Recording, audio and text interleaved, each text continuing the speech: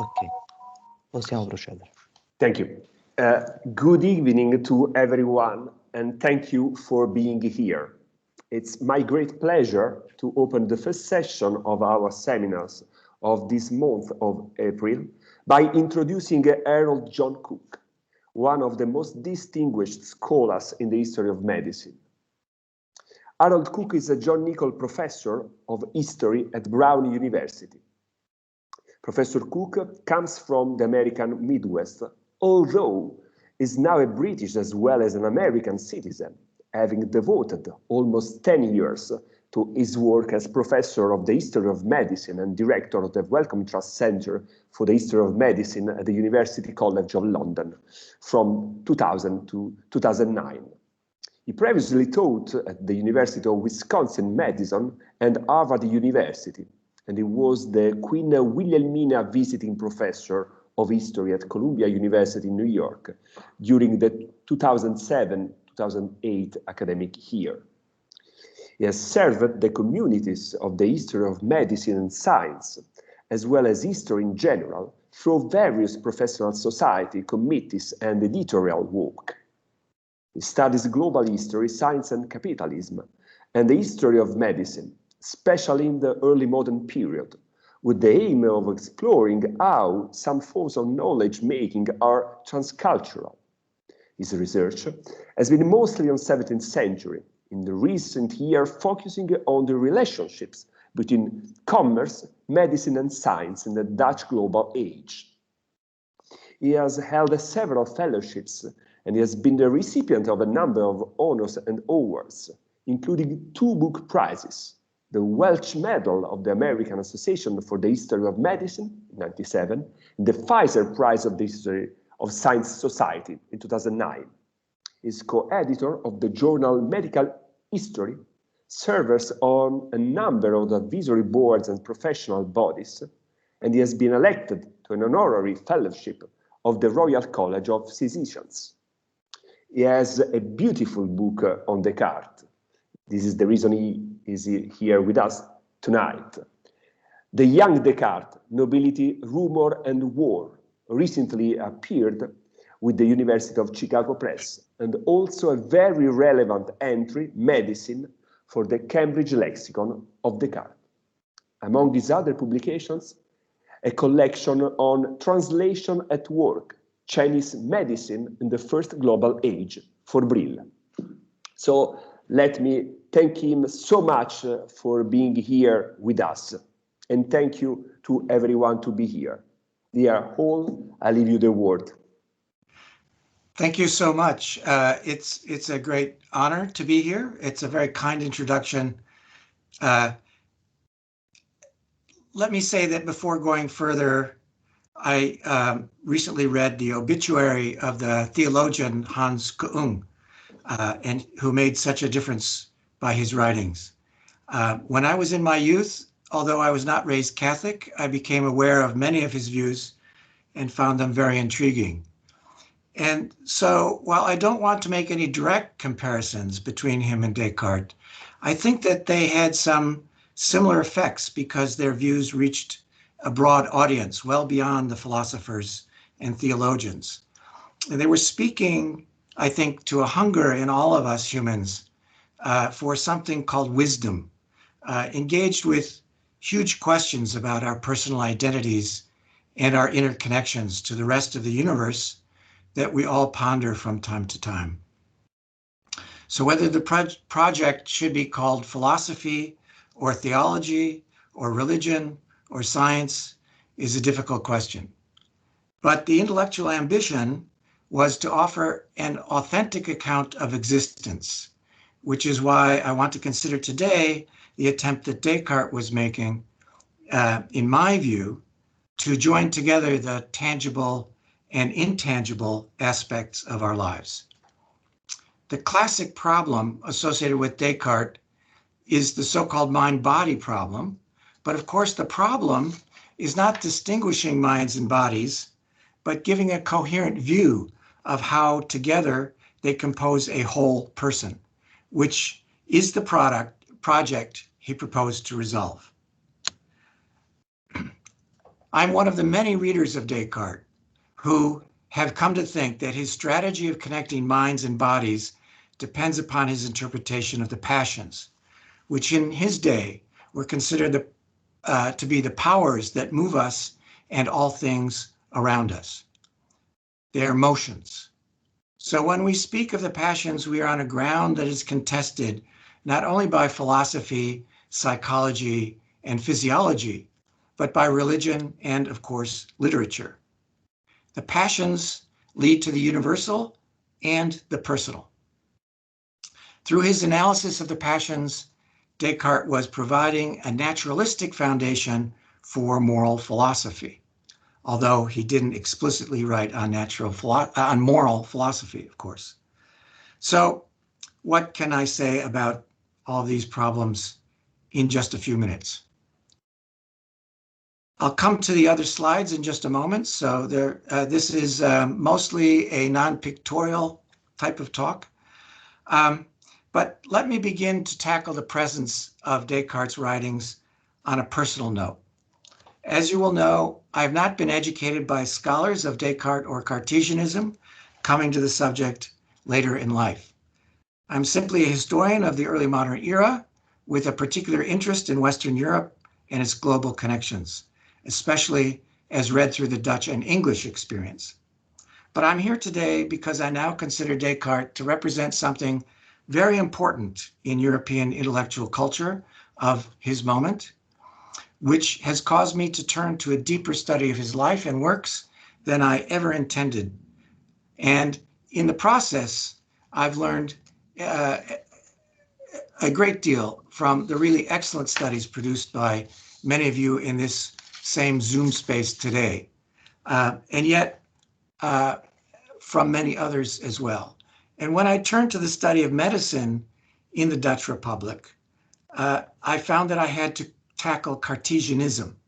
And as I began to look into Descartes' life and writings more carefully, I became increasingly uneasy with the common stories about Cartesian dualism and mechanism that I had previously been taught. I know that many of you are also unhappy with the standard views, and I am indebted to your publications. I would like to recognize as particularly inspirational the work of Catherine Wilson from a couple of decades ago, and more recently, many other fine studies and a new generation of European scholars who are reconsidering the power of materialist philosophies in the period. I look forward to any and all of your comments, of course, either now or in the future by email or other means of communication. One last prefatory remark. As I was exploring the history of the Dutch Republic, I stumbled across the work of an important historian of political thought, E.H. Kosman, who had pointed out that the powerful arguments about the virtues of the Republican system that were advanced by the brothers Delacour or Delacourt in the middle of the century were very much engaged with Descartes' last work on the passions. By the way, Kosman was one of the many Dutch historians who recognized how powerful the example of the Republic of Venice was to the Dutch as they began to establish their own republic. Furthermore, the silent editor of one of the works of the Delacourt brothers was Johan de Witt, in effect the prime minister during the Stadhouderless period. And he was also clearly a very fine judge of the human passions as a brilliant politician, but he was also an intellectual libertine and often called a Cartesian. So when I then turned to the account of Dutch Cartesianism produced by C. Louise Thyssen-Schoute, who wrote in 1954, my head began to spin. It's not only a thick book, but names innumerable people, many of whom were leading intellectual radicals of the period. Her successors like Theo Verbeek and Wiep van Bunge and their associates have continued to show that Cartesianism was a very lively aspect of intellectual life in the Netherlands in the mid-17th century, with ramifications in many directions, including into the political realm. One of the lines of interpretation I worked on further, therefore, was to trace the effects of Cartesian physiology from the medical faculties into political discourse.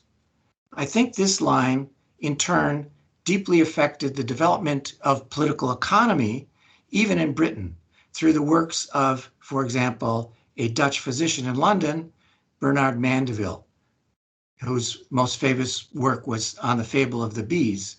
And his ideas were taken into consideration by the likes of David Hume and Adam Smith, who of course are part of the Scottish system, which was also closely connected to the Netherlands. Put another way, Dutch Republicans and their heirs in the English-speaking side of the channel found many aspects of Descartes' writings to provide excellent explanatory resources for their own accounts of how collective human phenomena arise from the passions of individual bodies. It's therefore a line that runs from Descartes' writings through the medical faculties to Mandeville, La Mettrie, and other writers who are beginning to establish what might be called the social sciences that I want to draw your attention to. Some of them figure prominently in what Jonathan Israel and others have termed the radical Enlightenment. Descartes' writings were certainly not the only cause of approaching human society in this manner, but he was certainly one of the authors who helped to push moral philosophy into the arms of natural philosophy and away from theology. My working hypothesis is that he and many others of his kind were trying to find good arguments against the authoritarian princes of their age, opposing the radical individualism of the aristocrats with the tried and tested rules of law and natural law, which govern us all. Now, the clearest subject in Descartes' own writings that illuminates his moral philosophy, while also connecting it to his larger themes in natural philosophy, is his study of physiology, in which I include his account of the passions, which are the movements we experience in us. Attending to his views on physiology and the passions can show us how his argument works. But one further preliminary remark about where I think this leads us. To make room for proper consideration of his work on the passions, we have to reconsider what we mean when we think of Descartes as both a dualist and one of the founders of the mechanical philosophy. For instance, one of the ways that 17th century physicians and philosophers understood the mechanical philosophy was to separate their study of tangible nature, what could be discerned from the evidence of the senses, from things like spirit, soul, and other intangible entities. This might be called a kind of epistemological dualism, at least. It was often expressed as a version of fideism, as with the great medical figure at Leiden, Hermann Boerhaave, or Italians like Malpighi and Borelli, all of whom told their students that they did not have to worry about the first causes of things, only the secondary or natural causes. That strategy allowed them to say that they were not touching on metaphysical considerations, which were policed by the theologians. Whether that should best be seen as a political, a philosophical, or a theological strategy, it usually worked, allowing the physicians and other natural philosophers to go about their studies as long as they did not argue about these first things. And the strategy also encouraged dualism, which divides the understanding of mind from body. As you will all know, Descartes' writings were recruited into this strategy also, since one of the most famous passages in his Meditationes de Prima Philosophia of 1641 declares that mind and body are ontologically distinct, which is often taken to be a touchstone for modern dualism and the allowance of the so-called mechanical philosophy, which could march forward with the study of nature as the study of physical bodies alone. He therefore is often blamed for being one of the originators of the so-called mind-body problem. But I think that a closer reading of Descartes' works and the often fierce controversies that they provoked complicates and maybe challenges this commonly received view.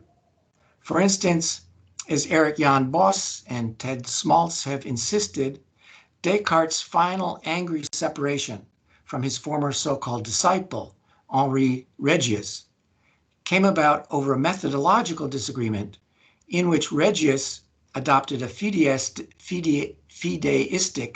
position in his Fundamenta Physicis of 1646. That is, Regius had by then developed his physiological arguments on the basis of empirical evidence, but left the first principles aside to be determined by religious authorities. Descartes, however, remained firm in the conviction that it was necessary to show that physical conclusions grew from metaphysical certainty, which would therefore also have implications for religion. Descartes certainly was not simplistic about dualism. Thank you for this next slide. It comes up in a moment. So please leave it there. That's perfect. Thank you. Descartes insisted on many occasions that the metaphor about how the body is guided by a soul, like a ship being steered by a pilot, is completely wrong. That incorrect metaphor implied that the two entities, the ship of the body and its pilot, are separable when they are not. So here, for example, in Book 6 of the Meditations, Descartes argued for the primacy of knowing the world through embodiment in it. Since God is not a deceiver, Descartes could call upon all the senses, as well as my memory and my intellect, which are aspects of the material movement of the brain, as he describes it, to gain knowledge of the real world. In doing so, there is nothing that my nature teaches me more vividly. If you would go back to the previous slide then for a moment. Thank you. There's nothing in my own nature that my own nature teaches me more vividly than that I have a body. And because of this experience of selfhood, being immersed in bodily experience and the corporeal operations of the brain, he concludes that I'm not merely present in my body as a sailor is present in a ship, but that I'm very closely joined to it and, as it were, intermingled with it, so that I and the body form a unit. 2 years later, in June 1643, he wrote to Princess Elizabeth that since everyone invariably experiences mind and body united, it is that experience of the whole rather than the differences in our being that is of chief importance. Moreover, in the French edition of the Meditations,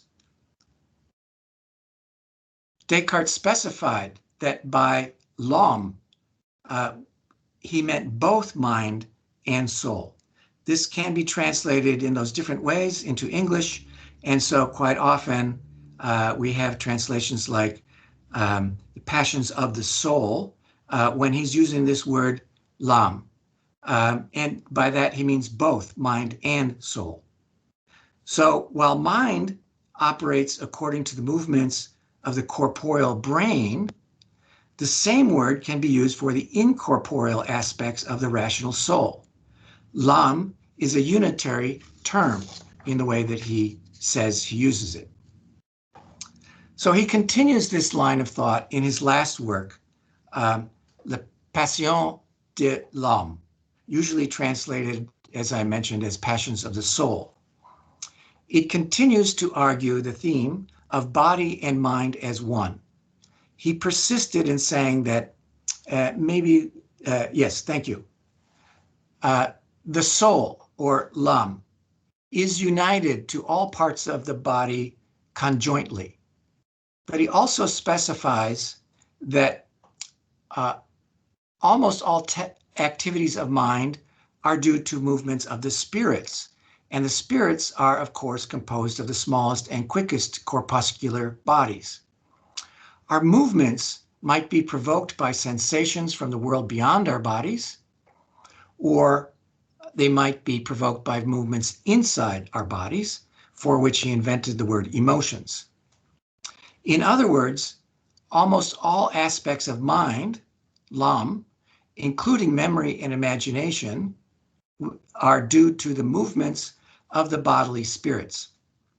He also allowed that two aspects of mind cannot be attributed to material causes.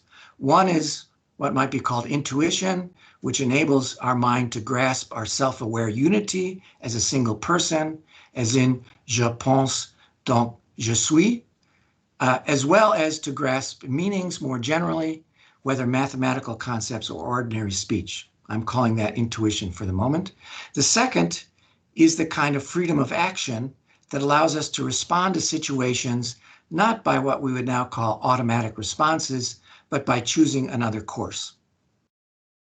But even this distinction between the bodily and the rational aspects of mind cannot hold, since he unifies them in this book also too. Here's the quotation on your screen. There is within us but one soul, lam, and this soul has no diversity of parts. In other words, matter in motion explains not only the vortices of the heavens and the physiology of the body, even generation, but lam, which is both tangible and intangible, is single and unified. If tangible and intangible are distinct, then we cannot see how they are united by further examinations of each of them. We can only see the single lam by examining its motions. And another term in this period for motions is passion. For instance, Descartes' contemporary, Sir Francis Bacon, wrote that the principles, fountains, causes, and forms of motion, that is, the appetites and passions of every kind of matter, are the proper objects of philosophy. In an early draft of his Optics, Isaac Newton used the phrase fits or passions to describe the causes of action. Descartes reverses the language of direction, however, understanding in his own work on the passions that the phenomena as to be any alteration of in nature that takes place or occurs. You'll see this on the bottom part of this slide. The things changed are called a passion, and the cause is termed an action or agent. Put another way, the agent is the instrument of alteration, while the patient is the thing altered.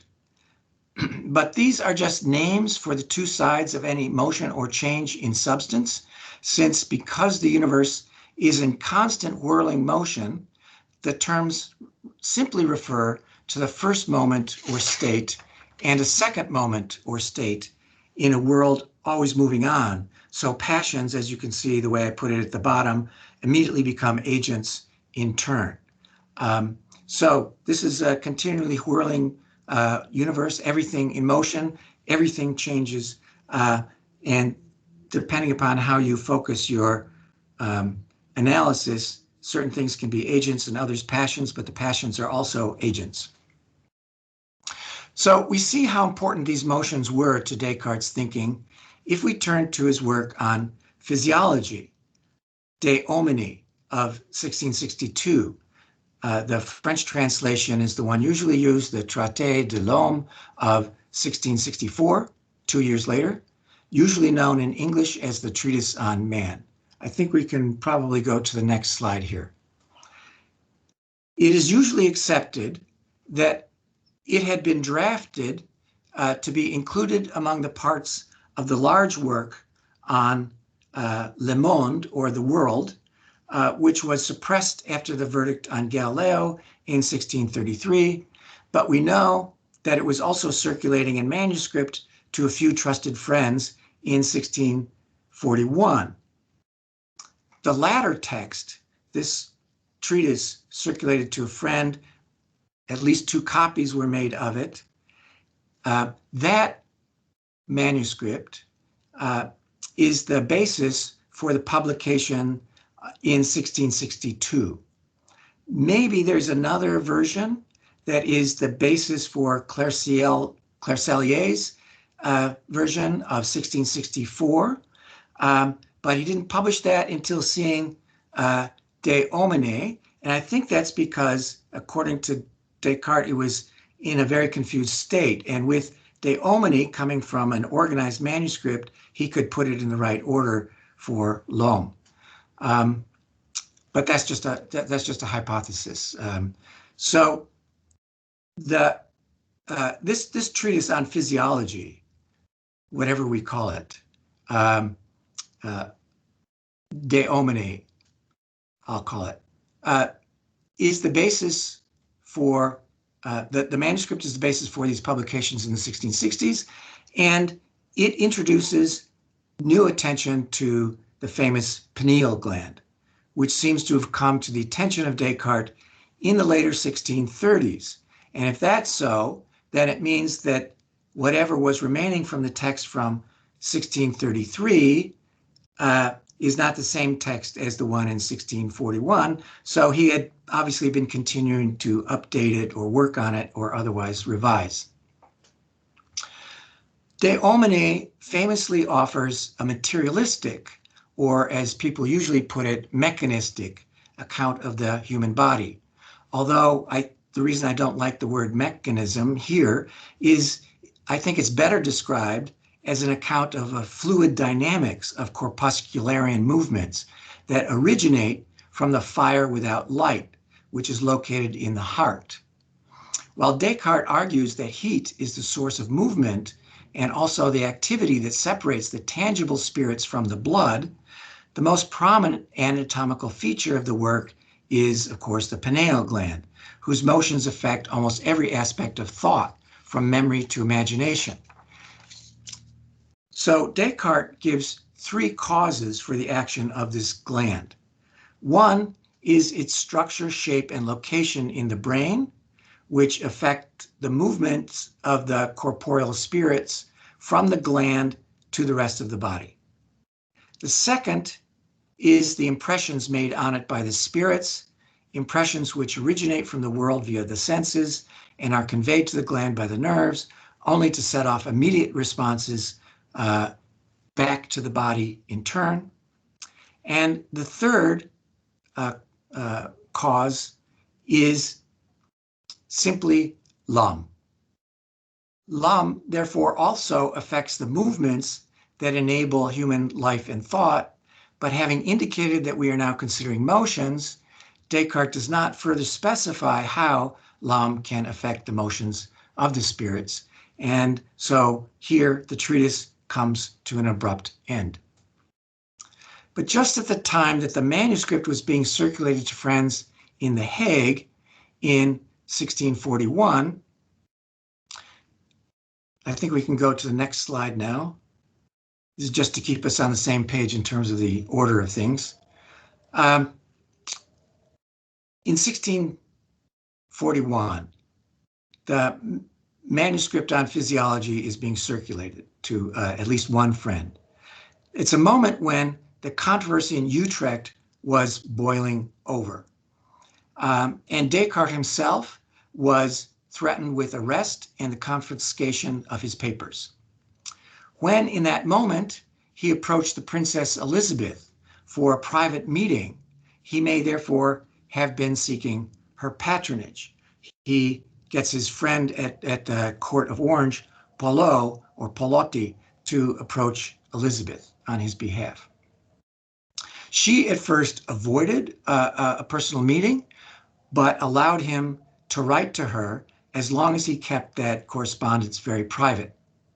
She then asked him a direct question which I think is provoked by his account of the pineal gland, which suggests that she has read this manuscript that's circulating to friends, maybe to Palotti. So we can go to the next slide then. And she asks him a direct question that is relevant to the Utrecht crisis, as well as his physiology. Of course, it's her famous question, what did he mean by l'homme? So, and I've highlighted the parts of this passage that I think are referring to the pineal gland, but also, of course, the question of l'homme here. So Descartes' reply is famously illuminating, but not entirely plain, more or less recasting the mind-body problem. But instead of elaborating on his supposed ontological dualism, he turns to insisting on the unity of our being and pointing to matter in motion. As Descartes goes on to explain, soul is to body as gravity is to heavy things. Soul, therefore, affects the direction of the movement of the bodies, and, like gravity, cannot be considered apart from the extended body in which it is found. I think we can go to the next slide, has a couple of points here that might help to show this. Just a simple outline of this point. By implication, soul does not act on material bodies by pushing, but by affecting their dispositions. His entire physiology is rooted in this word disposition, while his physics is about motions, which we might term passions at the moment, and which today we would call forces. But one other step in his physiological argument is that, as other scholars have shown, Descartes' principle of the conservation of motion means that no motion can be added or subtracted by the pineal gland or any other body, but the direction of motion can be altered. If the comparison holds, since gravity is defined as a direction tending towards the center, l'âme must also be the direction of the spirits towards reality, or the truth, as Descartes wants it to be, which of course is God. Now, this line of thought raises further questions about how Descartes understands substance. And just to be brief about this, in both the conversation with Bourman and the Principia Philosophia of 1644, he provides an answer by writing that substance is a thing that exists without dependence on anything else for its existence, which is also the definition of God, which is the only entity that depends on nothing else. All substances known to us exist only with the help of God's concurrence. Could this be an invitation to identify nature and God as one? Obviously, these kind of conundrums would be worked out further in the next generation by figures like Spinoza, Malebranche, Leibniz, and many others. And they continue to provoke important lines of thought today. At least we can be sure that both his physics and his physiology raise questions about the common understanding of his meditations as offering a dualistic ontology of extended bodies and a rational soul. So, to my mind, this philosophy of matter in motion, with motion being particularly important, echoes aspects of Epicurean materialism, while his invocation of a fire without light as the first cause of motion in the heart echoes Pythagoreanism. And so we can go to the next slide.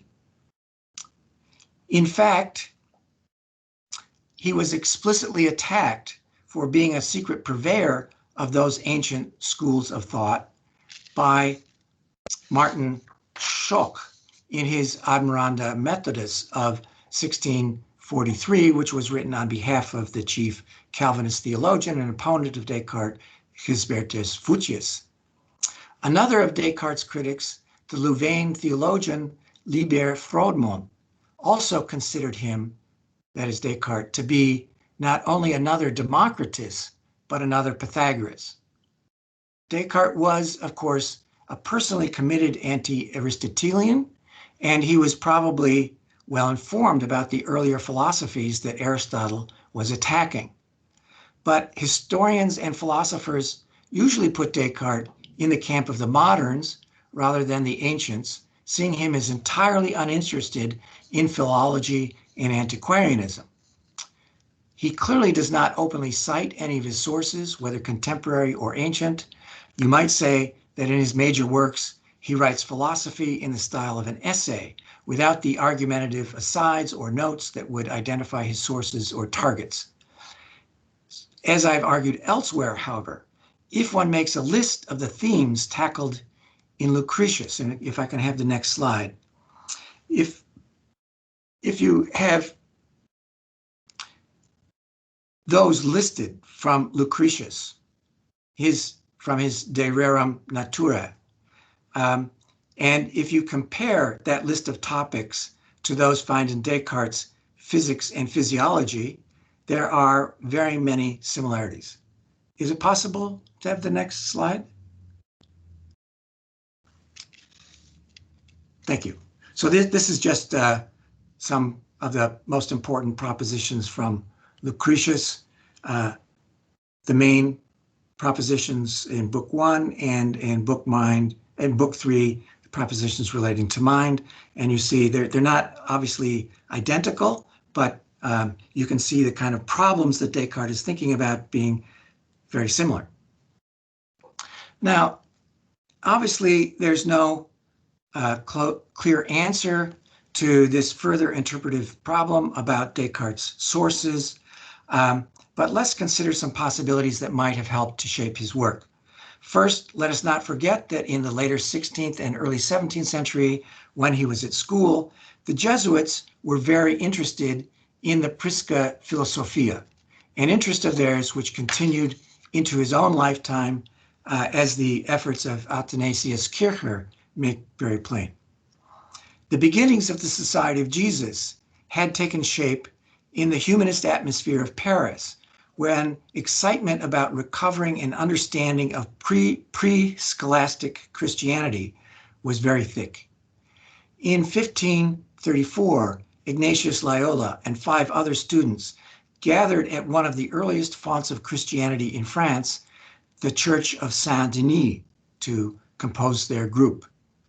After their society was recognized at Rome in 1640, Ignatius formally introduced humanist classicism into their educational mission, while shaping the contemplative center of the group, the spiritual exercises, after examples of mystics of the primitive church.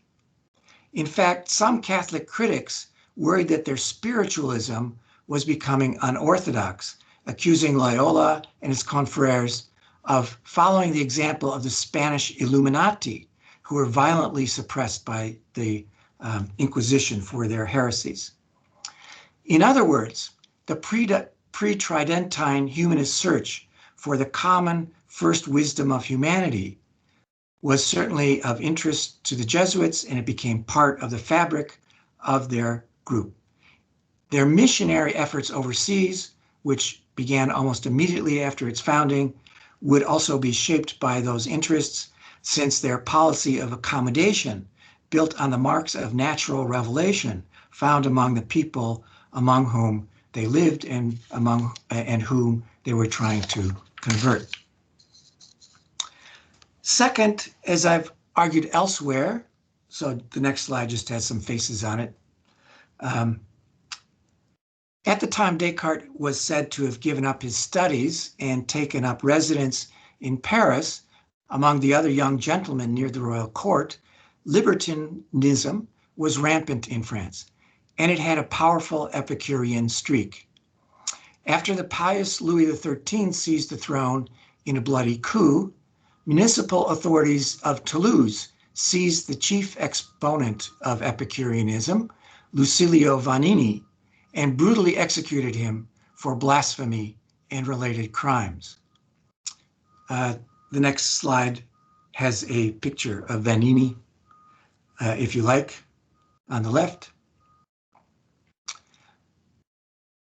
One of the few identifiable good friends of Descartes from that early period was the author and later member of the Académie Française, Guise de Balzac, who was at the time a libertine and very close to the great scandalous poet of the day, Théophile de Viau, who had moved in circles connected to Vanini and then became the next target of the religious conservatives who threatened his life.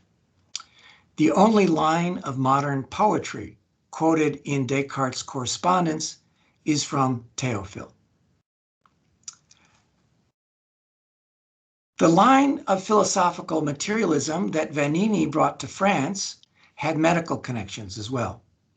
Fabrizio Bigotti has recently shown that materialist views were so prevalent in medical circles of the day that even Galen, who had been an anti-Epicurean in his own writings, was reinterpreted to be a materialist, presumably to preserve the reputation of that most comprehensive of medical authors.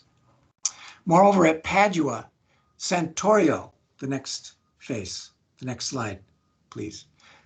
Centro, or Sanctorius, had established ingenious quantitative methods to assess physical changes according to weight, on the principle that even the smallest units of matter had weight, and that allowed him to calculate changes in human and animal bodies due to the transpiration of insensible matter. That is, it's a physical demonstration of the material spirits.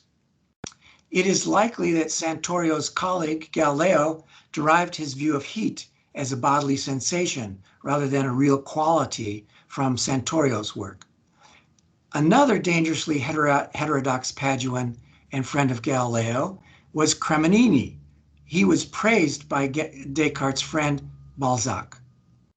Descartes himself visited Italy in the middle of the stir felt immediately after Galileo's work that was arguing things like heat being corpuscular in his Assayer of 1623.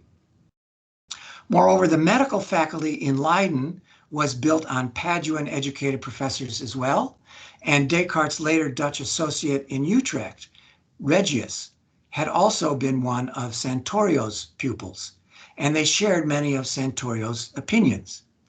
Perhaps it is no accident, therefore, that in 1632, Descartes' medical mentor in Amsterdam, Vopiscus Fortunatus Plempius, who had also studied with Santorius, although he took his degree in Bologna, compared Descartes to Democritus. In his own mind, Descartes was contemptuous of simplistic materialism, of course, which could not account for the interaction of material particles except by chance. That was Galen's chief objection to the Epicureans as well, I should note. In his Meditations, then, Descartes stated that no opinion, and I quote here, leads weak minds further from the straight path of virtue than that of imagining that the souls of beasts are of the same nature as ours, and hence that after this present life we have nothing to fear or to hope for any more than flies and ants. Finally, I want to mention that the religious circles among whom Descartes moved also had strong interests not only in the primitive church, but in pre-scholastic philosophy. The courts of Marie de Medici, her court was famous for its dévots, who were not only interested in restoring the universal church, but unimpressed with scholastic doctrine. Some of the strongest supporters of Descartes' philosophy would be spiritualist oratorians, who were encouraged by Marie and her son Gaston d'Orléans. Another group with many Cartesians in it would be the determinist Jansenists, who thought that Descartes' explanations made sense only if the hand of God lay behind all.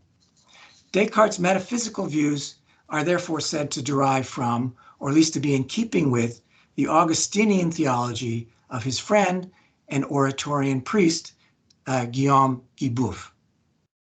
Descartes was also said to have departed for the Netherlands with the blessings of Cardinal Bérulle. He was Marie de Medici's former counselor, and he was then head of the Oratorian order. And Bérulle is said to have given Descartes a personal introduction to the Flemish Oratorians, whose protector was the Louvain professor Cornelius Janssen himself. Bérulle was also a strong supporter of Duvergier de Héron, better known as the Abbé Saint-Cyran. He was a friend of Janssen and spiritual director and confessor of the nuns of the Abbey of Port Royal de Champs, where French Jansenism would, of course, find root. Descartes' meditations would be translated into French, with Descartes' oversight, by Louis-Charles d'Albert, Duc de Lens.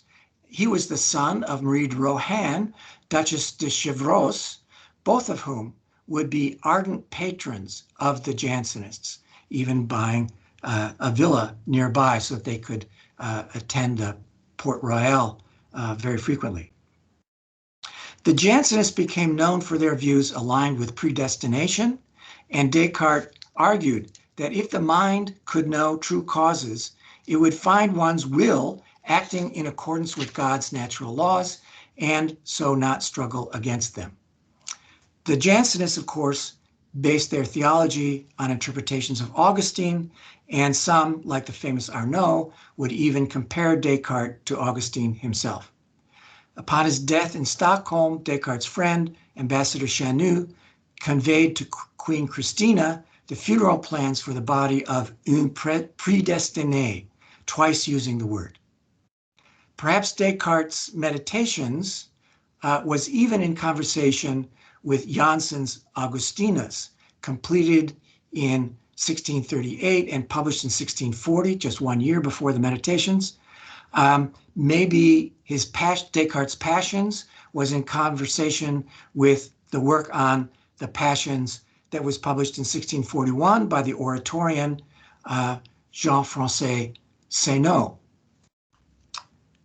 To bring these various lines of thought together, then let me conclude by saying that if we are to understand the published views of Descartes, we need further efforts to connect him to the very lively intellectual world around him.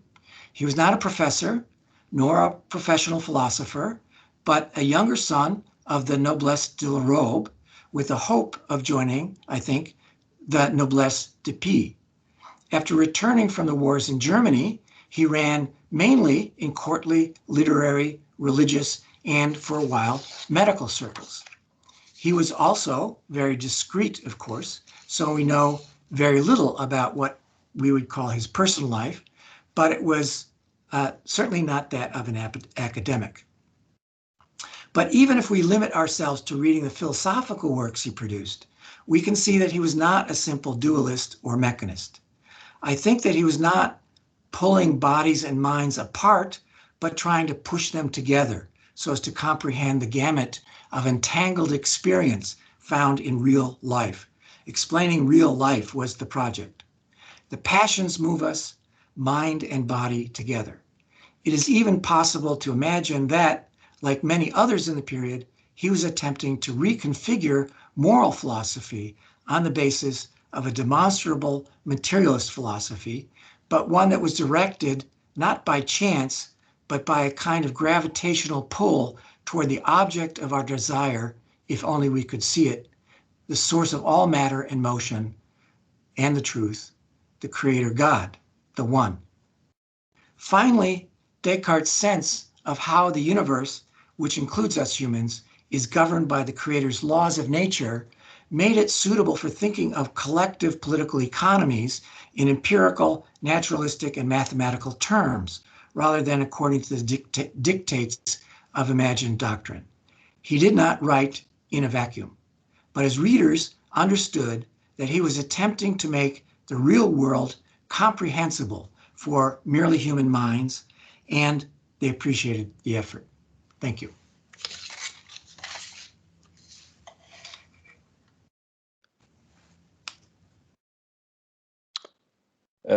Thank you. Thank you very much for this beautiful conference,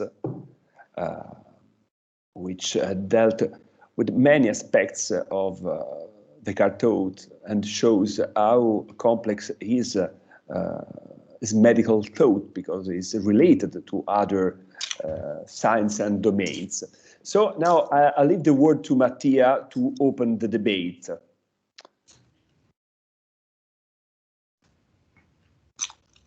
Perfetto, ringraziamo il professor Cook e quindi avviamo la fase del dibattito. Quindi è possibile prenotarsi utilizzando il pulsante della manina che potete trovare in alto a destra per porre le domande al professor Cook. So it's possible to book for a question pushing the button with the hand on the right top of the computer.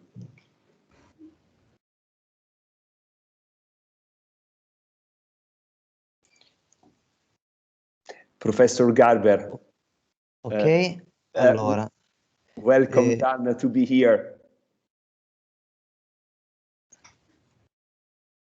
Dan, the microphone. Okay. Perfect. Thank you very much, Professor Cook, for a very, very broad, very, very interesting talk.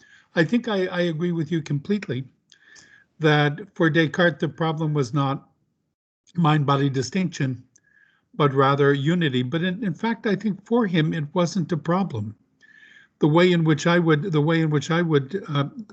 think about Descartes is, for him, mind-body unity is our experience. And mind-body dualism is the separation of the mind from the body is in fact a kind of science fiction possibility after death. None of us alive ever experience the mind distinct from the body. Its existence apart from the body is in fact a kind of theoretical possibility. And I think that one of the great problems with sort of later comments on Descartes and later developments of Cartesianism is, including, for example, Elizabeth and her letters, is people not recognizing, readers not recognizing it, and thinking of the living human being as the unity of two completely different kinds of things. When in fact we don't really understand the distinction of the mind and the body except through metaphysical argument. We never experience it. But I've actually got a rather narrower technical question.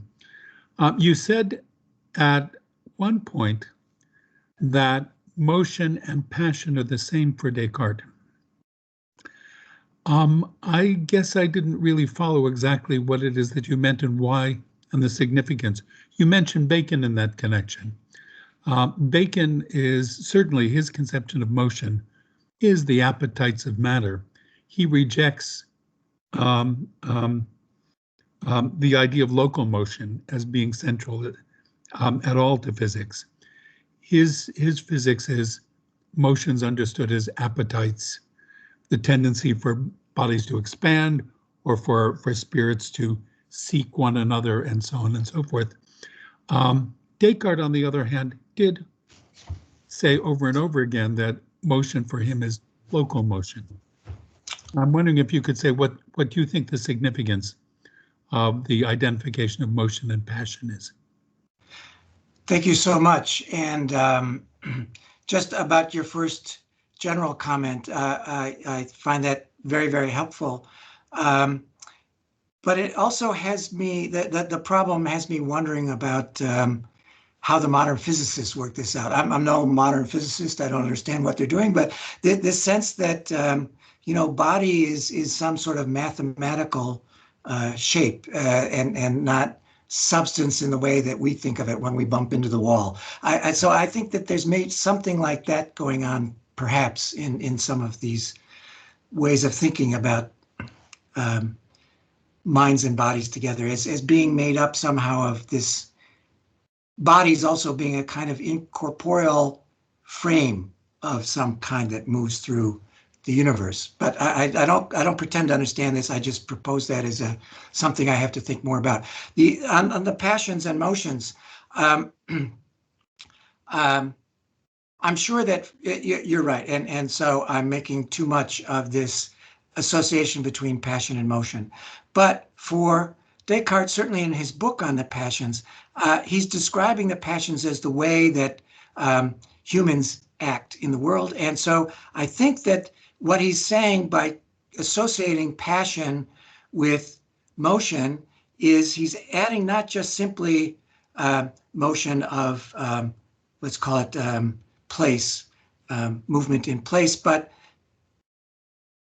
directed motion. So I think that the passion is something that the direction of the motion for the passion is really important. I keep coming back to thinking that it's some puzzle about how he imagines motions more than how he imagines matter that really helps understand matter and motion. But certainly in the passions, he's thinking about the passions as being things that are caused to happen, but which immediately become causes of motion in their own, causes of change in their own right. So yes. That's true. Thank you. Thank you. And sorry for my confusion here, but thanks for that. Thank you, Dan. Okay, now Professor Manning can activate the microphone and the webcam and can pose the question. It's always dangerous to go after Professor Garber, but thanks very much for the talk, Hal. Let me offer what I think are two concerns, I guess, with the overall, some of the more general claims you made, or things that give me some pause at least, and then an invitation to link a bit more clearly for me, because I think I missed it, some of the ways in which the physiological account that emerges out of Cartesianism is co-opted into the Dutch republicanism story you wanted to tell. So the first is something actually that Dan mentioned about dualism being a fiction. And, you know, I understand why we can't invest too much in it from Descartes' point of view, given the sort of hopeful story he's willing to give about the afterlife and the separation between the two, but no demonstrative argument in that context. But it strikes me that it's not totally a fiction, because our grasp of abstract concepts and our appreciation of God's existence, basically those two big claims you get in the meditations, also about ourselves, those seem to be reliant, in Descartes' view, or maybe even proof of activity of the mind on its own, independent of the body. So I'm not sure you want to agree entirely with Dan, I guess is what I'm trying to say. The second thing is it has to do with the coherence, or our ability on the Cartesian or Descartes project to understand the unity or the person that we are. And I guess part of what makes me wonder about that is just this idea, as Dan said, and you mentioned yourself, that, you know, the person, who we are, what we are as a unity, it's something we experience, but not infrequently does he differentiate that route to knowledge from the other routes that are available to us, like understanding. And it just strikes me that there's something sort of not fully comprehensible about what we are as this unity for him. And then finally was that invitation, you know, that you get in someone like Hobbes, for example, this view like we're all these sort of atomistic moving bits, and then we come together. That's the story. He's got to have this robust story about how our interests and our inclinations, how that draws us together. But it's not clear that we get anything quite like that in Descartes. Though I think he's got that atomistic story too, of like we are these individuals, and then, you know. So I wanted to ask how you see that connection being made between us being these atomistic individuals with these physiological this and that's going on in our fluid dynamics, and then that collective action, or how that brings us into a kind of more robust political philosophy or movement. So anyway, but don't take this to say I I didn't really enjoy the talk. I really did. Oh, well, thank you so much. And yeah, I was very nervous about this talk just because I thought some people who really understand Descartes would be here, and I would have to answer some serious questions. So, but I think that, well, the second question, the last question, which is about this not being quite a social theory, would be one way to put it, I think. If you're nodding, okay, good. So it's taken up, though, as a kind of social theory by other people. So it provides a resource. And how do I imagine that happening? I think one thing in it is he talks about these passions like love and other such things that do bind people together. There's also hate and other passions. So, but the passions are very, let's call it socially interactive. They're not just for isolated humans. And there's also in his account of bodies something that makes us all alike. So I think that this is, this is long before people are using the word biology, but in terms of having a kind of common physiology that's common to all of us, men and women alike, as well as adults and children, and so on, that there's a commonality in how we all act with one another. And so I think that seeing how these passions are boiling up in each one of us, but creating collective interactions is the next step that many of his Dutch followers take in thinking. They're already worried about things like probability because they're, raising money for old people's homes by giving out lotteries, and they have to think about who's going to come and what age are they, buying lottery tickets. And so they're already thinking about things like statistical probabilities and interest rates and the national debt. And those, so many people around the world, of course, at that time are thinking about these things. But I think for Descartes, there's also that introducing something about, what Hirschman many years ago called passions and interests, that you can see the passions and interests in individual humans creating something like modern society. And that's where it's beginning to go with some of the people who picked Descartes up as a resource there. And I think that's especially how Mandeville uses it and brings it to Britain in the Fable of the Bees. He's not directly, he's a generation or two removed, but his training through the medical faculties in this kind of body governed by passion and how you work with the passions to do well for your patients as well as for society is something that is really preoccupying him. So, thank you. That's helpful. Yeah. I won't touch the question of mortality or immortality.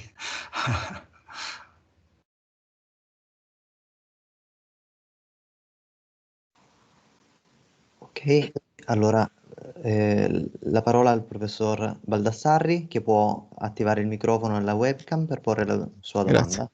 So, thank you very much for the beautiful presentation and also for the organization of this seminar. Well, it's a tragedy to be after Dan and Gideon in raising a question. So I have just a very simple one, so to speak. I was very interested by your last slide on Santorio, and I'm wondering if you can expand this possible connection a bit more. Well, you were discussing not just Santorio, but also the relationship with Plancius in the early 1630s. So I was wondering whether you have any interpretations about the experiments Descartes was, the dissections Descartes was performing in Amsterdam in this period, if he was working with Plancius or with Ranieri, And if he was really working, he was really observing bodies with Regius in the 10 years later. So my question is whether you can expand this sort of collaborations between Descartes and Dutch scholars on this subject. So thank you for that question. And I would love to expand it further. At the moment, I've been thinking a lot about the controversy with Futius and Regius at Utrecht and the threat to Descartes and why certain people at the Court of Orange might have been helping him out by trying to settle the controversy. So this is an open question that I haven't really worked on myself. I know other people are doing that. For me, the reason for inserting Centro here is I think I know that there's much interest in him at the moment, and I think that's very correct. He's, I think, a very interesting figure. But I think that he represents to me a widespread interest in trying to understand the physical body in materialistic ways. And of course, then you have to also explain life. So that's his problem, is putting these together. But I think that the greatest successes of, let's call it materialism, are coming out of work like Centro's. And I wish I knew more about what he was doing when he was in Italy for a year and a half.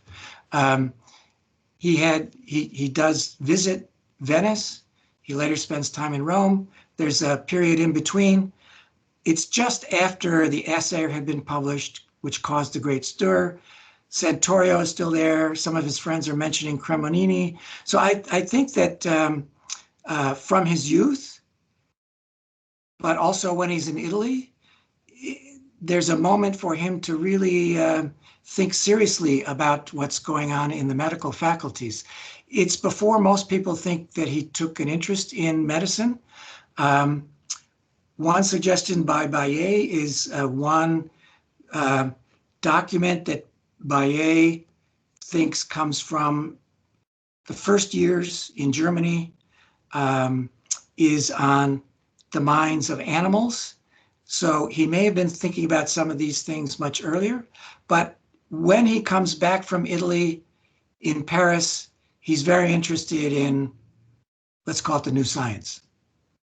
And so, yeah, so I think that, and then when he goes off to the Netherlands, of course, the project for creating the world, he begins to study anatomy and chemistry there. And so there's, the chemistry part is also something I find very intriguing. Some of his acquaintances were chemists.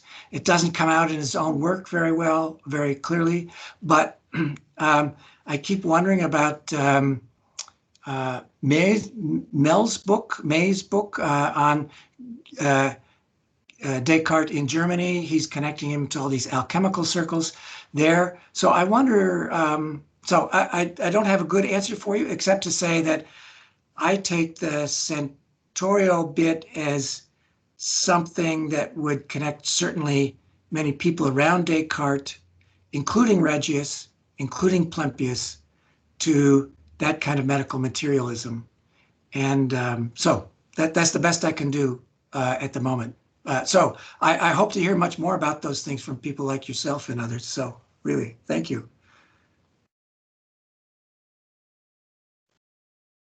Perfecto. Madame Paul Esperier, vous pouvez poser votre question.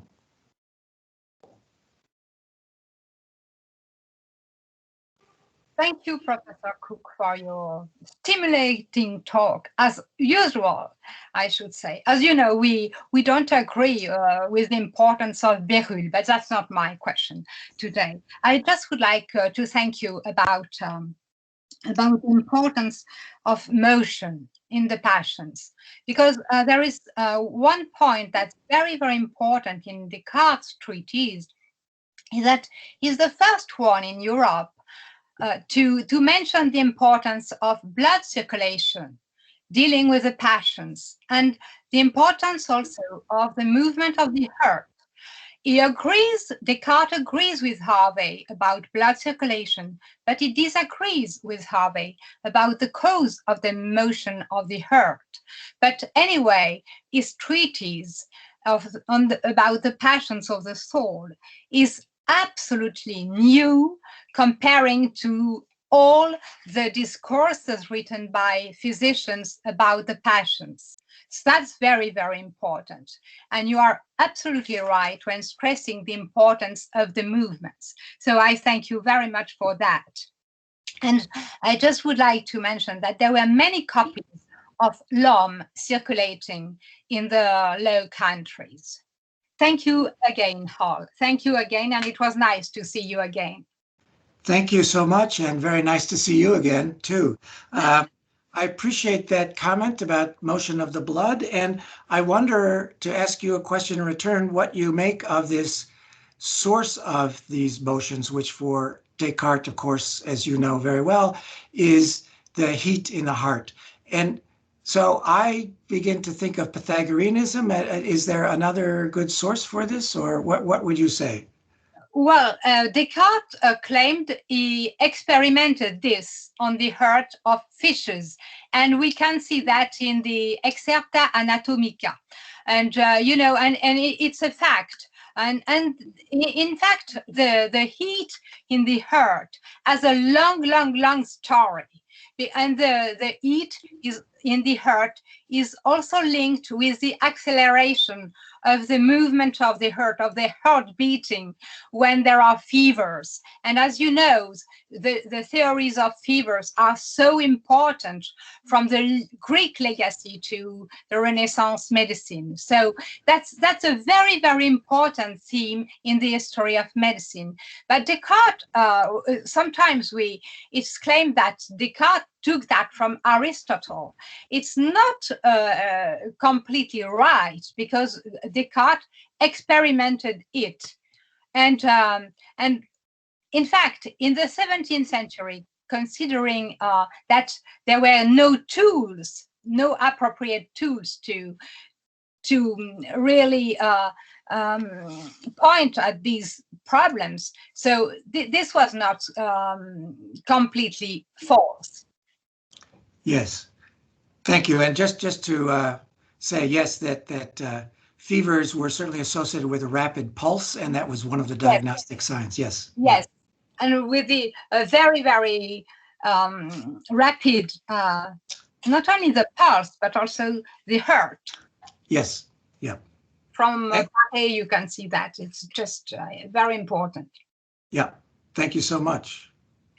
Thank you so much.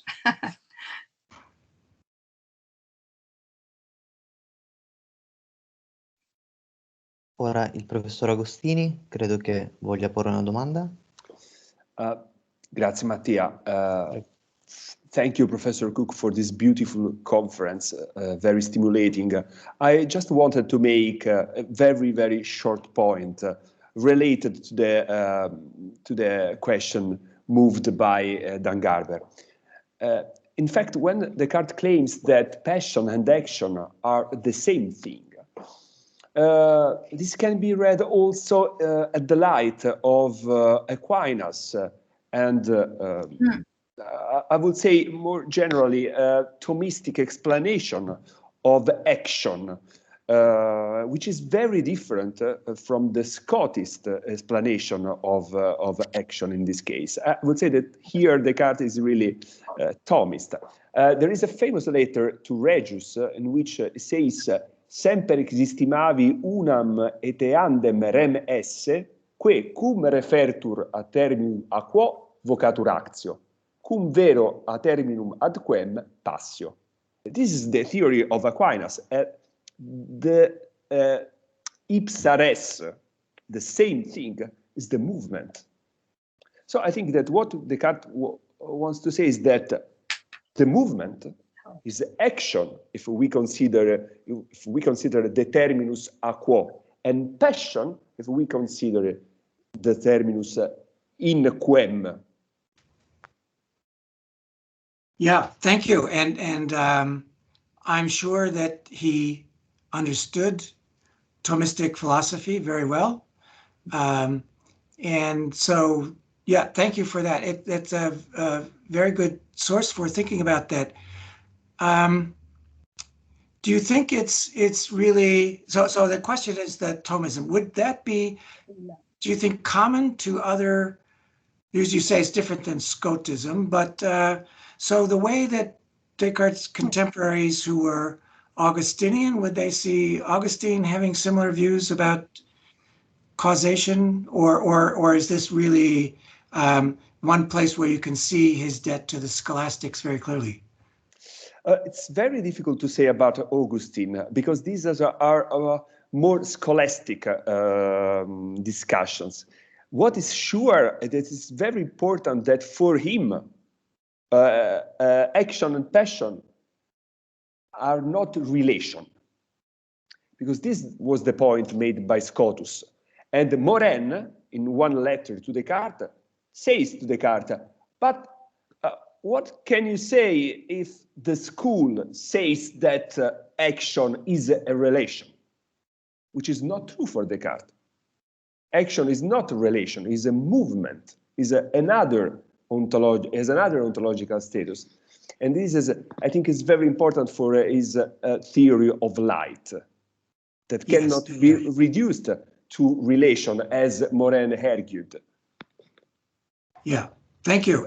So I do think that motion is just so important, and which is why I don't like this term mechanical, which supposes that the gears are doing it somehow and that there's an original cause, but otherwise it's just the gears. I think that everything is in motion in Descartes' universe. There's no place of pausing or stopping motion, really. And so I think that these considerations of motion are very, very important. And I just, I'm a bit at sea myself, so I really appreciate this very much. I do think that maybe this is where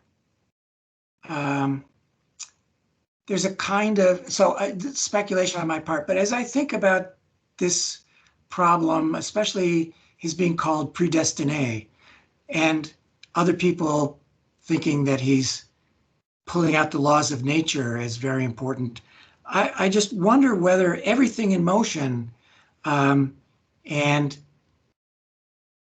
having in some way a deterministic pattern, maybe this is something to go back to some of the earlier questions. I wonder whether things like intuition is also some spark of movement that is coming from somewhere else.